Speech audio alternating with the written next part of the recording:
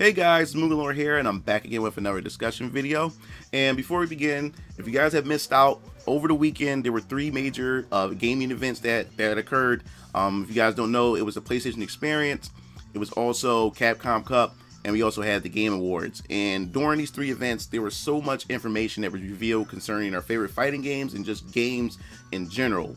Well, today we're going to talk about Capcom, because Capcom had pretty much dropped a reveal bomb on us at the end of the Capcom Cup concerning the Street Fighter V Arcade Edition. So we're going to unpack and we're going to unravel a lot of this information this week. So I hope you guys come to my channel and see what I have in store for you guys as far as content and discussions concerning these events. So with Street Fighter V, Ono-san came on stage and he said he had a reveal. Now everybody's been speculating. Now we talked about this before on my channel. We talked about the character that has to be revealed in Street Fighter V Arcade Edition has to be Sakura, because of the whole Sakura petals that came from the sky in the trailers and everything. So everybody's saying it has to be Sakura. Well, let's just say, yeah, it was Sakura. Ono-san got on stage and he officially revealed Sakura for Street Fighter V Arcade Edition, and I must say that I'm really impressed. And I'm gonna repeat this again, I just haven't realized how popular Sakura is to the Street Fighter community. Now the thing is, I play Street Fighter, I like Sakura, but I didn't know that she was that popular. She just seemed like a regular, you know, Shoto to me, a female Shoto or a female Ryu, but I had no idea that she was that popular. And then looking at her, you could tell that she matured a bit. I love the outfit, and what really got me curious is she has a microphone piece on the side of her face, which got me wanting to know her backstory, what's going on, what Sakura have been up to during these events leading up to Street Fighter Third Strike, you can say. But also looking at her moveset, they improved her, and she's played pretty much a little bit different from her original counterparts that you've known to play her in the other Street Fighter games. And that's what I love about Street Fighter V. They try to make each and every character distinct from each other's, because they don't really want clone characters or characters that fight too similar, especially the Shoto characters. So they pretty much gave Ryu his own identity, they gave Ken his own identity, they gave Akuma his own identity, and they gave Sakura the same treatment, and I'm glad that they're doing this. So looking at her V-trigger, now the thing is, I don't really know much, I guess you could say, about V-triggers and the effects and what they can do and everything, but from the looks of it, when she activates her first V-trigger, her hand glows up. So I guess she taps into the power of nothingness, or whatever that aura effect is, and I guess she's able to cancel into different moves to extend combos, which is pretty interesting with the V trigger. And then what also got me, that hit my nostalgic bone, is her stage. They brought back her Street Fighter Alpha 2 stage, she fighting outside her house, and I guess you could say that's her little brother playing the console back there. And I'm glad they really brought that back too. Like, that whole interpretation of that stage is pretty interesting, and they had me wondering, of all stages, why did they choose to bring that back or instead of giving her a new stage? But I'm not complaining. I like it. I like that addition to the game. It just hit that nostalgia bone in me, and I know it did the same thing for a lot of the fans of Sakura. Another thing about her as well, what I really enjoy, is her theme. I always love the Sakura theme song, and it seemed like they gave it the same treatment as well. They spiced it up a bit more, and I really love it. And I can jam. I can just concentrate on creating YouTube content and all my other work, and just turn on Sakura's music and just listen to it, and I just go to way at work, and it's just fun. I just love her. I love her song. And last but not least, she also has a second V trigger. So from the looks of it, when she activates it, she allowed it, I guess it enabled her to shoot her Hadouken in the air. Also too, she has this other weird technique that allows her to, she does like a jump, and she waves her hand in the air when she jump, and I guess you can do different type of moves coming out of it, because like she can air grab you she can grab you from the air, and also when she does a jump as well, she can land on your chest and then just hop off your chest, which is pretty interesting. So that's going to give a lot of mix-ups to her as well. So it's like you gotta know you gotta really guess what she's going to do when she pull off that technique. So that's pretty much it for Sakura. We're going to move on to the other tidbits, because Ono-san wasn't done yet. Everybody thought they was going to just reveal Sakura and that's it. No, Ono-san had more. He said, look, before I leave, I have another trailer to show you, and he left the stage and everything. Once he left the stage, After that, the trailer came on. Now, this trailer was pretty much similar to what we saw with the last Street Fighter V Arcade Edition teaser that they had, but this was the full-on trailer that showed everything, and I must say, that trailer is so freaking gorgeous. I love the trailer. I love the visuals, full 60 frames per second. The colors are vibrant and everything. And as you can see, Ryu, he walks into the dojo and he sits down, he's concentrating, he's focusing, he's meditating. And what I like about Ryu is when he meditates, it sends him to a whole nother world. And a YouTuber made a pretty good point about Ryu and why Ryu is always in different crossover games and how he's able to go to different crossovers, because when he meditates, it sends him to a whole nother world to challenge other fighters. And you can see that here as well. He's meditating, it's like he's fighting himself, or he's trying to fight the Sasini no Hado, because when he's concentrating, it's like he's going to different areas in his life and everything like that. And it's pretty interesting how they did it. Now, the thing that really got me was during this reveal, they showed off the other characters that's going to be in Season 3, which I think is a good move, is a smart plan on Capcom's part, because people got tired of buying these season passes and don't know what they're getting.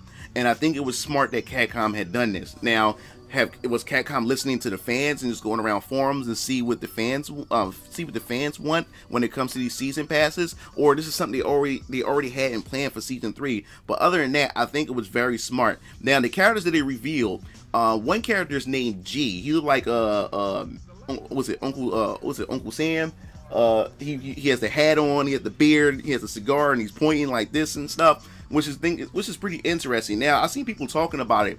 His name is G, and people were wondering, like, hey, could he be related to Q in some way? I don't know, it's a stretch. You know how fans are. When fans get the fiend in, they get to speculating and stuff and start going left field. We don't know yet, and I'll be interested to know what his backstory is. So we have G. We also have another character which really got me hyped and super excited is Cody. Now, if you guys have been following me, I've been saying this in my past videos that Cody would be a nice addition for Street Fighter V Arcade Edition Season 3, and that's what it looks like they have done for Street Fighter V Arcade Edition. They put Cody in there. Now, the thing is about Cody, when I said in my video, I said it should be about time that Cody cleans himself up. It's time for him to take the cuffs off. It's time for him to get his life together and stuff, and let go of the past. Between what happened with to Metro City and how he was betrayed and he went to jail and how his girlfriend had left him and everything, and then the friction between him and Guy, and their ideologies clash and everything. I wanted Cody to put that to the side, and it seemed like that Cody had finally cleaned himself up, and it was so symbolic. You see him walking through from behind the shadows, and he smashes outside of the bricks, kind of like how similar it was when he escapes out of jail every time in Street Fighter games like Street Fighter Alpha 3 and also Street Fighter 4. And then all of a sudden you see him break the cuffs, and he looks very dapper, he looks very clean. So people are speculating that maybe that he's now the mayor of Metro City. We don't know, and I'm definitely very curious to what his backstory is. It got me curious to what his backstory is, and I want to know, will Guy somehow appear in his story mode and everything. So I'm definitely looking forward to that. I know he's gonna probably have his nostalgic costume from Street Fighter 4 and from the Street Fighter Alpha, his gel outfit, and I wonder if they're gonna give him his traditional Final Fight outfit with the t-shirt and the jeans and the white sneakers and everything. So I think that's pretty interesting. Then Blanca. Now this one caught me by surprise. I was not expecting Blanca to make a return in Street Fighter V, or this soon in Street Fighter V. Blanca was one of those characters I always hated. I hated fighting Blanca. I can't stand Blanca. Blanca was one of the most unorthodox characters to face against. So annoying, especially him being a charged character, and he turns into a ball, he rolls around and everything. I can't stand that character. You don't know which version of the ball. Is he going to go upwards, or is he going to go is he going to go horizontal? And he was always a character that I had a hard time facing up against, especially when he does his electricity. He's just so annoying. And I do like his character model. It looks like they upgraded him a bit, and it seemed like that's Ono-san's favorite character as well, the way he markets and advertised that character. So I'm definitely just curious, and I'm wondering what they're gonna do with this character. Like he looks really interesting in that regards. And then of course, what everybody's waiting for. Everybody's been speculating for a long time. My boy Sagat. Sagat is back, baby. He's back. He's wearing new pants, everything. And I love the cinematic. And like I said before, it's like you're diving into Ryu's head and you see him back at that moment when he first fought Sagat. And I just love the animation. Like I said before, it's just beautiful. Him and Ryu going back and forth, going at it, and then he shurikens my man Sagat in the chest. Just like how he got the scar in the past and everything. He rocked my boy. And I'm super excited. I can't wait to see how Sagat plays. Rumors has it that the only way he can Tiger Shot is during his V trigger or something like that. We just want to wait and see.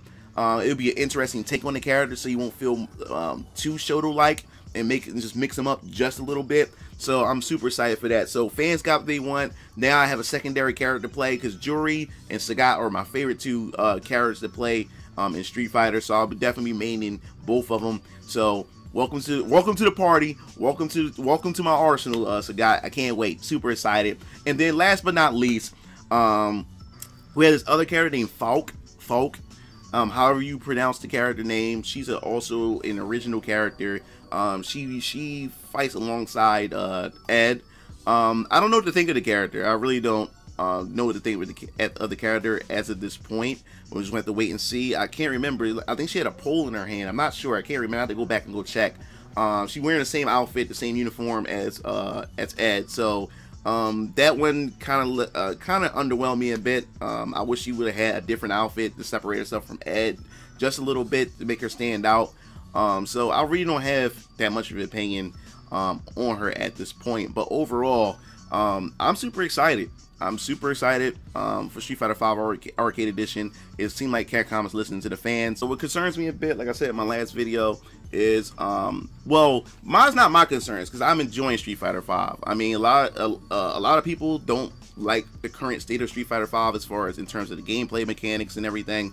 But you know, me, I guess since I'm not really a pro player, I enjoy Street Fighter V for what it is and everything. I have some gripes, but it's not as big as you know, veteran players and people who are deep into playing Street Fighter. So the concern I have is now that we have all these characters, and I said in my video before, just because we get all the characters that we want, how much would the gameplay change? Would the gameplay improve? And like I said, people complained about that there need to be changes. There needs to be more freedom with the game to express your creativity in the game.